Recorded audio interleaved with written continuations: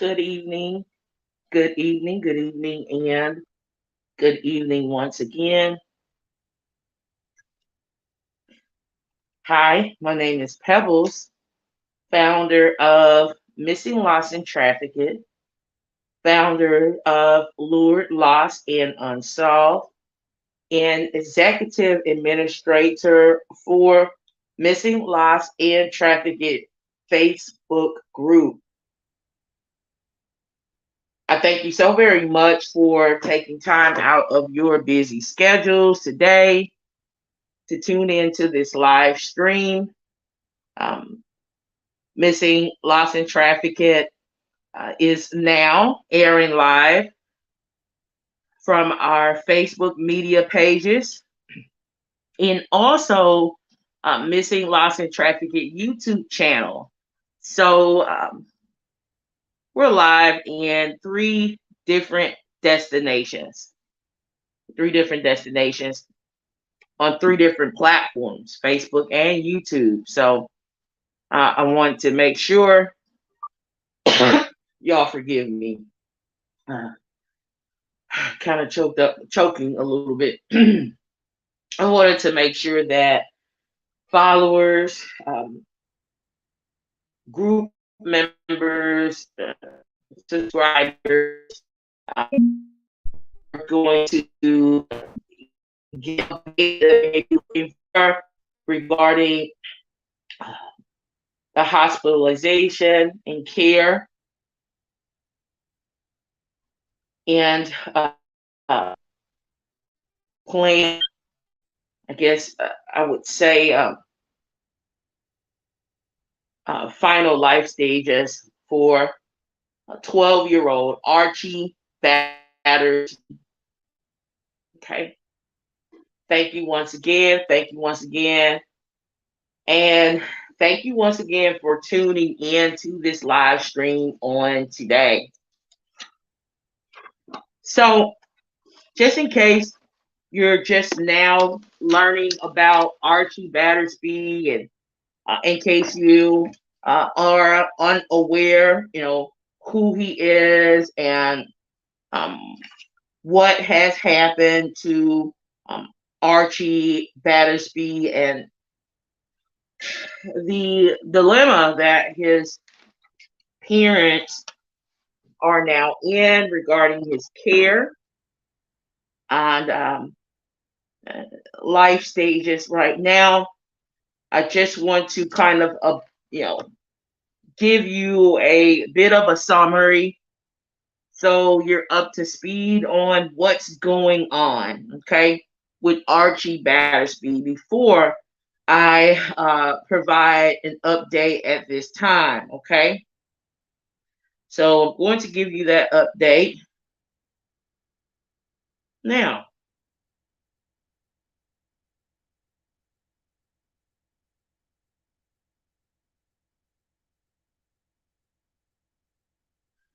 It's important that you know that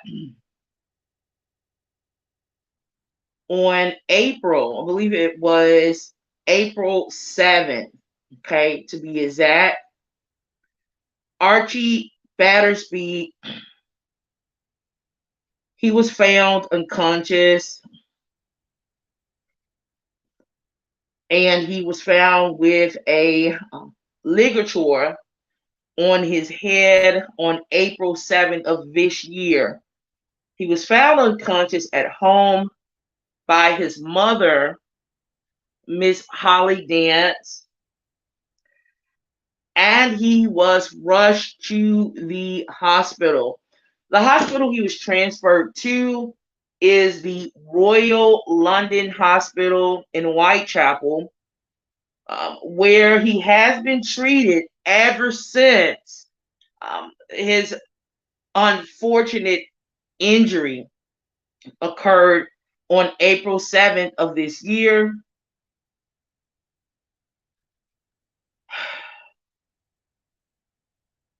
It's important that you also know that Archie Battersbee, he has been in a coma. He's been in a coma since he was found unconscious. at his mother's home. And doctors treating Archie have informed his parents, family members, the media, and public at large that unfortunately, Archie Battersbee he is considered to be brain dead, unfortunately.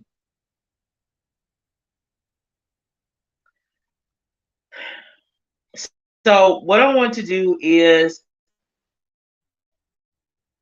give you a bit of an update regarding what has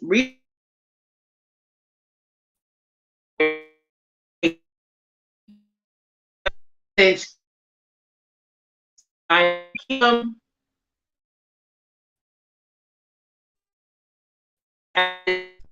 not to sustain life support treatment and medications and other care for Archie Battersbee in order to keep his body functioning at this point. Major organs, et cetera, functioning at this point. So I want to go ahead and give you that update.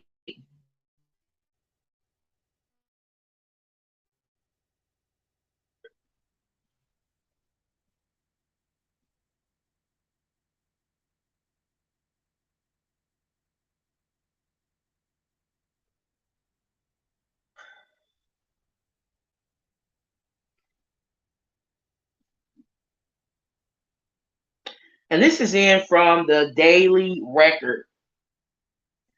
Archie Battersbee mom has vowed to mouth to mouth if it final moments in dignity at hospice. Holly Dance and Paul Battersbee launched a legal bid to be allowed to choose where their 12-year-old spends his final days after being declared brainstem dead. They have asked the High Court to have the youngster moved to hospice after the European Court of Human refused their request to delay withdrawing his life support.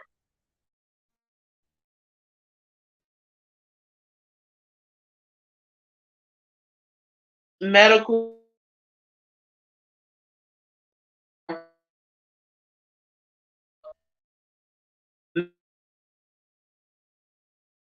state the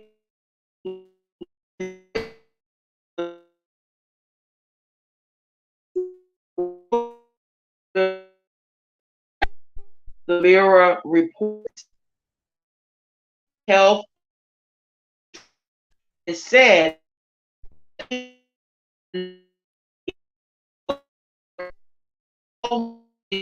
resolved. Archie is the oxygen. If and when life support is removed, I will continue to give him oxygen. I pray that the High Court will do the right thing, Ms. Dan said.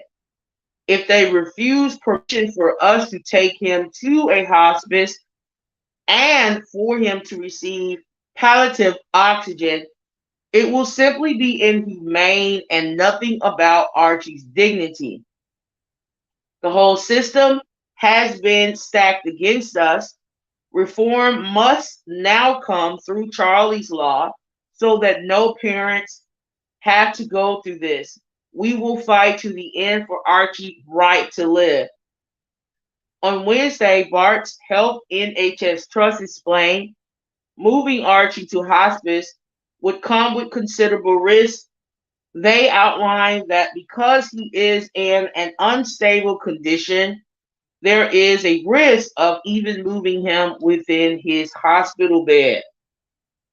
It explains this means that in his condition, transferred by ambulance to a completely different setting would most likely hasten the premature deterioration the family wished to avoid, even with full intensive care equipment and staff on the journey.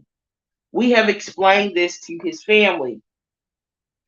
The hospital adds that the High Court order from July 15th, which has been upheld on an appeal, requires Archie remains at the Royal London Hospital while his treatment is withdrawn. Christian Concern, a religious group representing the family, said the family has also applied for palliative oxygen to be given to Archie if and when life support is removed. They noted that in 2018, Alfie Evans was legally allowed to be given oxygen when life support had been withdrawn, leading to the family giving him mouth to mouth. On Thursday morning, Miss Dance told Times Radio, um, she said, hospital is obviously coming across to everybody you know. Their deepest thoughts are with the family and everything they can do to, etc. This really isn't the case, and I think that the letter that went out quite a sort of late yesterday evening, saying that just again a bit of blackmailing letter, you've got till 9 o'clock, leaving the lawyers again under pressure, which is what this hospital has done from day one of being here, really. Everything's just been so high pressured. She also alleged that the wrong MRI scan may have been submitted to the courts during proceedings. She added, there are strong doubts that the MRI imaging that was put across into the court was actually Archie's MRI. The MRI that was put forward had 9 bottom teeth. Archie's got 12. So there are lots of things that the court hasn't had the chance to look at because we haven't been allowed to put any. Okay. And this update has been brought to you um, with the source, a daily record. I will include a link if a link has not already been made available to all of you on all missing, lost, and trafficked platforms, so you can read at your own leisure the article from the Daily Record that I have just read to all of you at this time. You should know that Archie Battersbee has not been officially declared deceased. Um, you should know that at this moment, to my knowledge, unless something has changed within the past hour or so, it is 12:46 p.m. in the United States, where I am right now. Okay, so we want to keep that in mind. East London, United Kingdom, they're several hours ahead. So I'm going to check the time right now in East London, where Archie Battersbee is receiving treatment right now. So let's see what the time is. The time is now 7:47 p.m. In the day is August 5th, Friday, in East London, where Archie Battersbee is currently receiving care. So, to my knowledge, and I'm just checking right now to be sure, I hate to give out inaccurate information. Archie Battersbee is still currently on life support. Okay. He's currently on life support. So I'm Googling here. Has Archie Battersbee been taken off of life support? Okay. It says Archie Battersbee life support will be withdrawn at 11 a.m. unless his family, and this is in from Sky News, unless his family launch a high court bid by 9 a.m. to move him to hospice. This story is now dated. Okay. So I'm just checking here to see what's going on. I want to make sure that I am being accurate in the details that I'm delivering to all of you.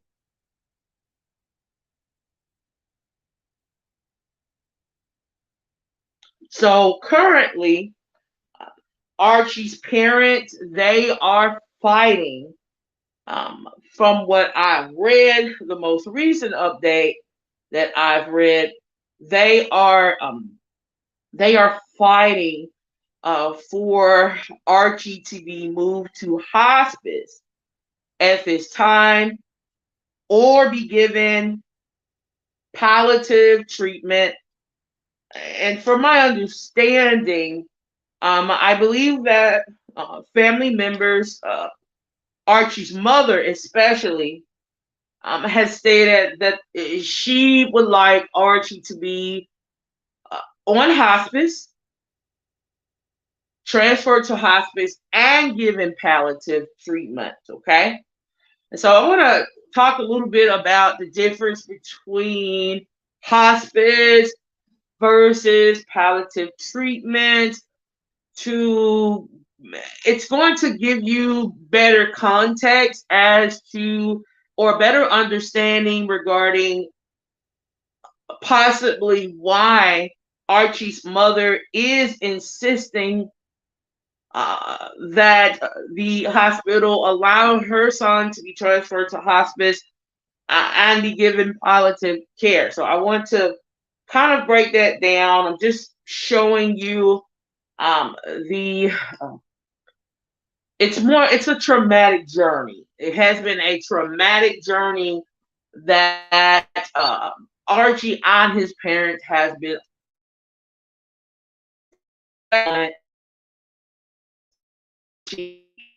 was declared as being brainstem dead back in April 7th of 2022.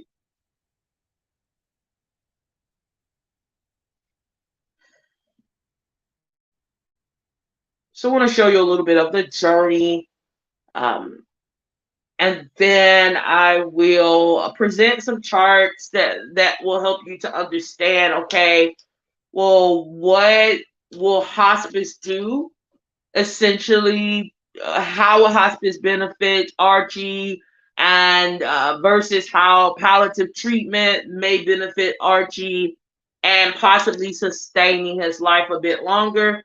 I know some people may have those questions, so I'm definitely I did do some research, and I wanted to know myself what's the difference between hospice and palliative treatment. So yeah, I'll present some charts to you in just a moment. I'm just kind of walking you through this journey and this very traumatic, heart wrenching experience that Archie's parents have unfortunately undergone in the last couple of months.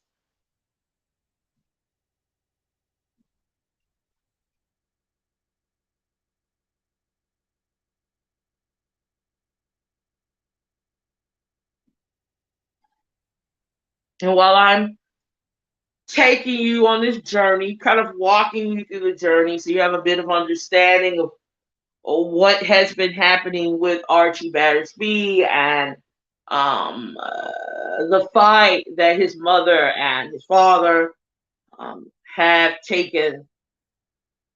undertaken to ensure that his life is sustained. Um, yeah, I'm showing you, some screenshots to give you a better understanding of when I say traumatic. You'll better understand what I mean. It's been a traumatic journey for his parents. That's a statement you're looking at from uh,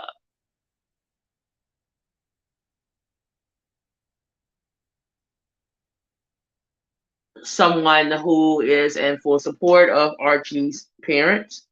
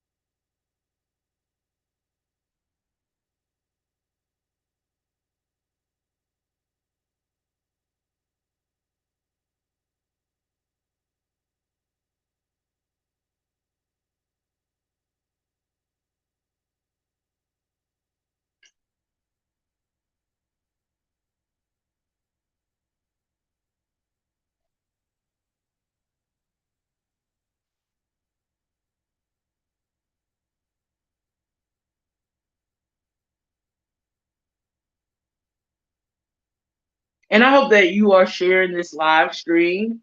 I love for you to share this live stream with your family members and share this live stream with your friends.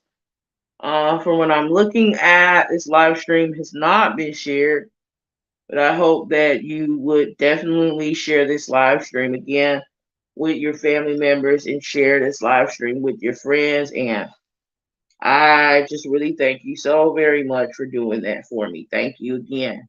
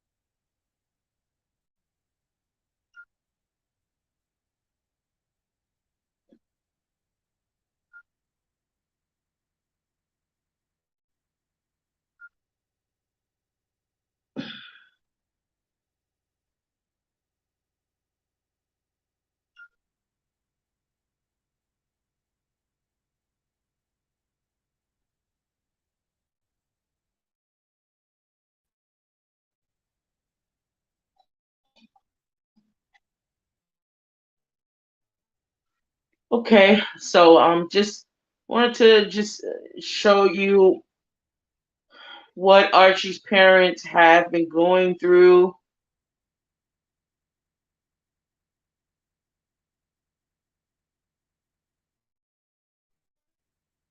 And you're looking at Mr. Battersbee, I believe, gently kissing his son here in the photo that you are seeing on the screen right now. And that is both of Archie's parents standing together to the right of me. And of course, Archie in the middle, the photo you see in the middle of the young boy with the blonde hair is Archie Battersbee.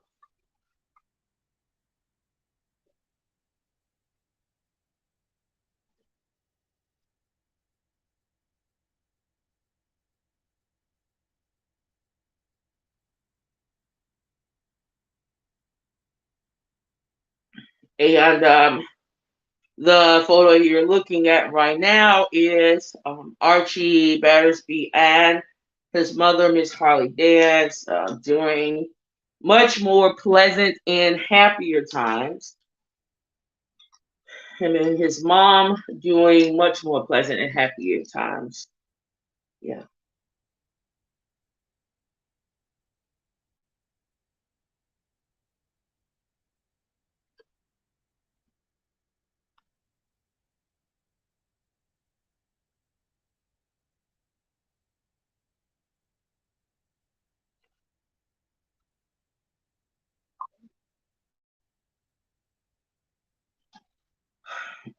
So at the moment, Archie's parents are they are fighting. They are fighting to ensure that Archie could be transferred to hospice and be given palliative treatment. I thought it was really important that myself and everyone who's tuned in to this live stream, of course, um, understands the difference between hospice and palliative treatment. So I want to go over that a bit. And palliative care, um, you know, it is generally done, patients given this type of treatment, they're generally giving this treatment anytime it's done during life limiting illness or during a stage in someone's life where that person is has been determined to have a chronic illness. So palliative treatment isn't a treatment that uh, everyone would be eligible to receive. I want you to understand that um, generally you must be at a certain stage and an illness, a condition, a disorder, a virus, etc., prior to being approved to receive palliative treatment. I think that's important. And palliative treatment, it can continue.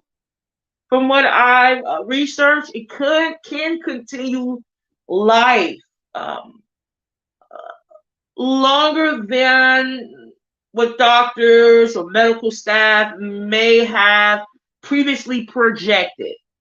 So I definitely thought that's a bit important that you understand that because I want you to understand. I want you to understand why Archie's mother has been so insistent and about Archie receiving this sort of treatment. Palliative treatment, it can prolong life. It can. Okay. With hospice, the goal really is to focus on comfort of a patient that is in their final stages of life. Okay. And it's generally a hospice is given or provided to individuals with a prognosis of 6 months or less in terms of a life expectancy. Okay. And you must forego majority of life prolonging treatments. to be eligible for hospice. Okay. Both palliative treatment and hospice treatment, um, they offers symptom management, basically. What do I mean by that? There is a certain level of comfort, okay, provided to individuals in hospice or individuals receiving palliative treatment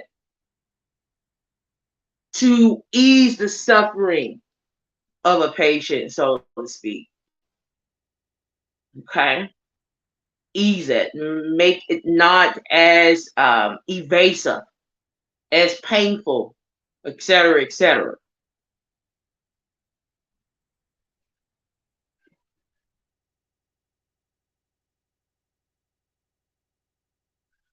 Here's another chart, just in case the previous chart you were looking at, you're like, doesn't really help me to understand. Okay, if you were looking at the previous chart and it didn't really help you understand the difference between hospice and palliative care, then I have several.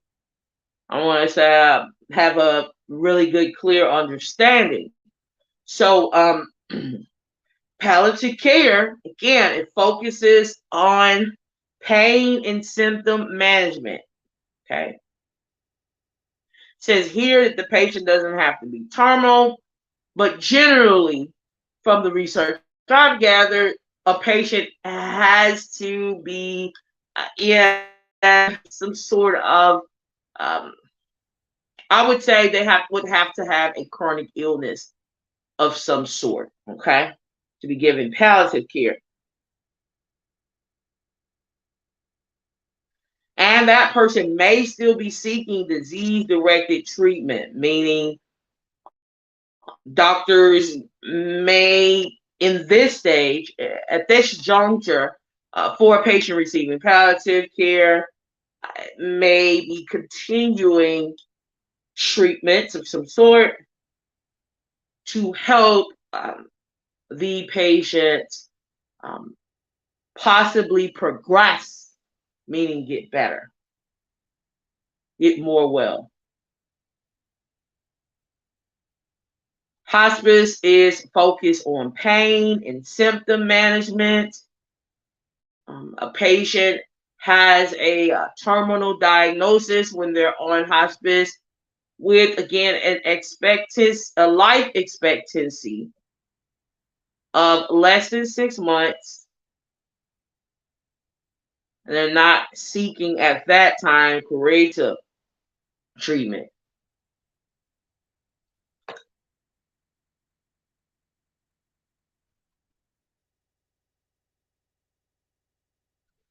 And so let's talk about oxygen a little bit.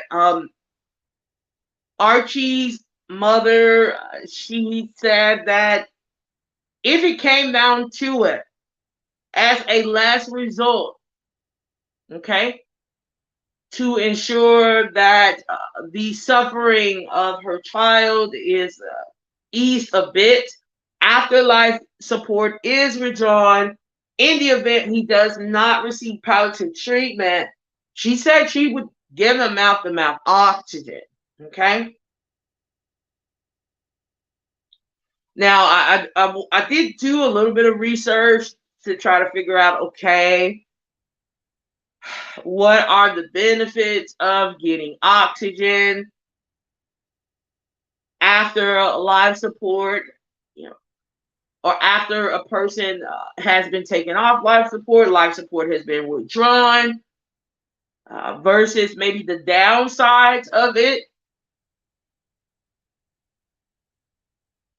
And so I learned that there is a bit of a downside to supplemental oxygen being given to someone who is they're in their final stages. It may prolong dying as patients, and this is in from todayhospitalist.com, as patients' respiratory rates start to fall carbon dioxide is increasing and oxygen levels are decreasing. At some point, the oxygen level gets so low, it's no longer compatible with life. So, oxygen, or just like mouth to mouth, or any sort of oxygen during uh, the final stages, it prolongs. It can. Not, that's not across the board. It's not, nothing is certain. Not with certainty, sorry. Uh, Being given oxygen in the final stages may or may not prolong the dying phases, but in many cases, doctors have seen that it may, it could, it has. Patients being given oxygen has in the past, for other patients, for numerous patients, prolonged dying. Uh, from what I'm researching,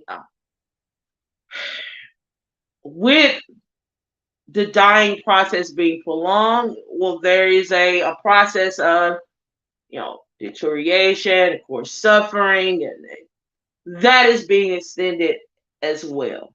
Okay. So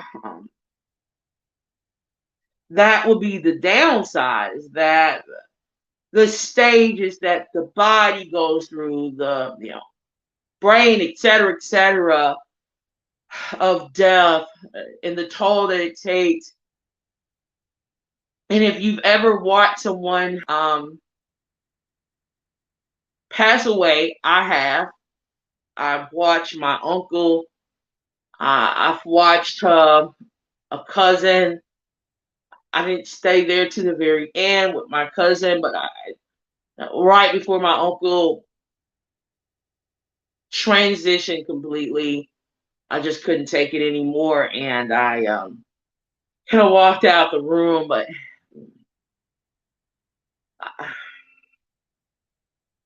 I wouldn't want, or wouldn't have wished for, a dying phase to be prolonged. Watching the phases and being there up close and personal, and being in the hospital room with someone, holding their hand side by side with them. I've done that.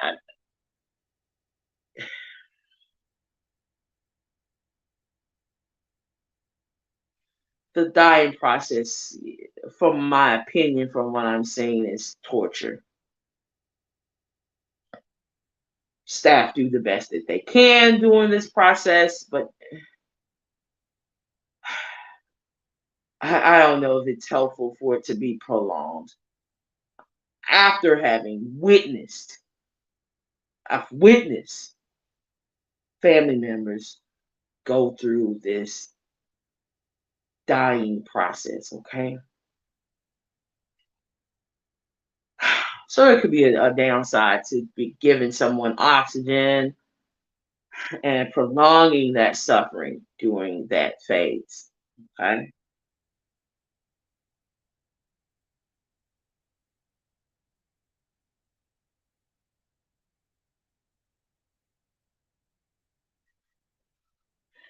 Oxygen, it does it does help to ease the suffering, okay?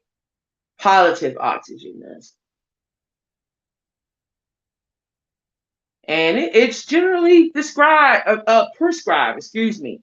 It's a common, form of treatment given to individuals with a life-limiting illness. So I'm not certain what the doctors in East London, at the hospital that Archie is being treated at currently, will decide to do regarding um, him being given palliative oxygen or not. Or I know that it's not like a rare occurrence. This is it's pretty standard, is what I'm saying. Okay, for doctors to provide patients with palliative oxygen or palliative treatment during their final stages. So I'm not sure if doctors decide not to do that, what the rationale would be. I'm not certain if those doctors or the doctors treating Archie Battersbee believe that it some sort of extended suffering, right? There will be an extension of prolonged suffering with palliative treatment versus without. I don't know. I'm interested in hearing from them, really, and getting a better understanding regarding why Archie wouldn't be given palliative treatment if such a final decision is made. I just would like to get a better understanding why.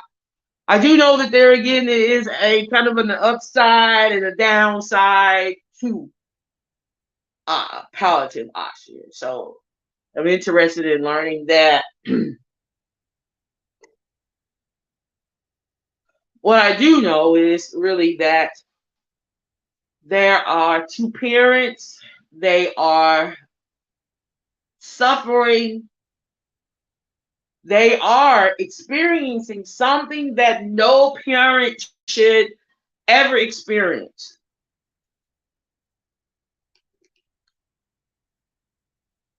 Most parents, at least most parents I know, you have a few eyeballs out here in the world, and we are reporting on those eyeballs every day. But for the most part, most parents want to they want their children to outlive them. Most parents want their children to outlive them.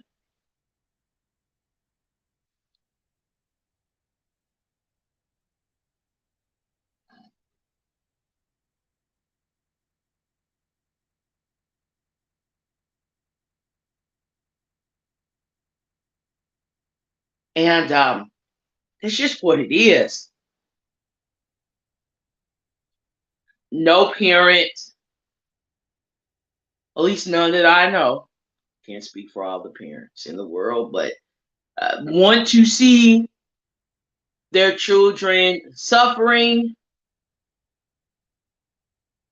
desire not to the least for a child to leave this world, this earth, before them. They'd rather go first. Many parents have risked their lives for their children. They've jumped in front of danger, imminent, immediate danger, in different scenarios, sacrificing themselves if it meant that doing so would prolong the life of their child, because no parent, really, none that I know,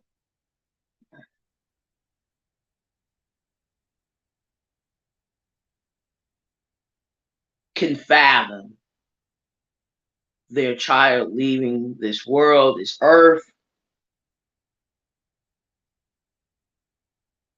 first. Just not what Archie's parents had in mind, really.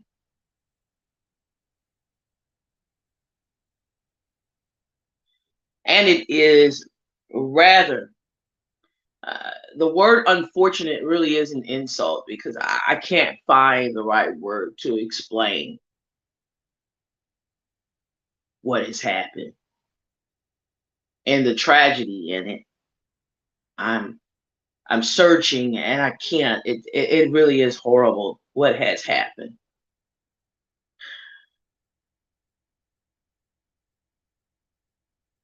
it is beyond disturbing what has occurred. And I wish, along with many others, that there was a way to rewind the clock a bit, to rewind time, to go back to April 7th, for something or some force to step in and, yeah, stop, stop what happened. What happened on the day of April 7th? I'm often rethinking situations and circumstances having occurred in my life and the life of others, et cetera, and I'm just asking, what if, you know, what if we could just go back and undo this thing and redo and start all over again. Go back to the start. I wish Archie's parents can go back. I wish that they can go back to the start.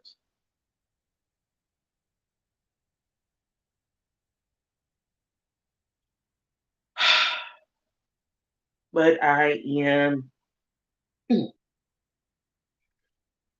not God, and God doesn't allow us to go back. Unfortunately, we can only move forward. And moving forward, I am hoping, I'm praying, believing really that Archie's parents and family members and friends and supporters and all of the wonderful people at the hospital who, I believe that they are all not monsters, really. And I believe that many of them may have been really wonderful people, that they're wonderful people responsible for treating Archie and providing some level of care for Archie. I'm hoping moving forward that they will obtain some measure of peace.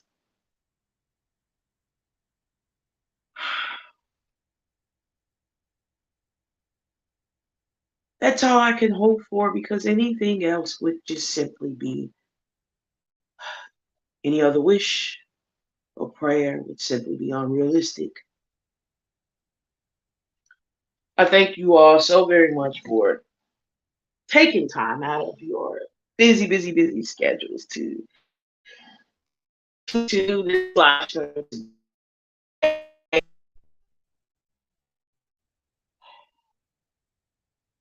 I want you to hug one family member closest to you today and tell them I love you. And I hope that you all stay safe. Bye bye now.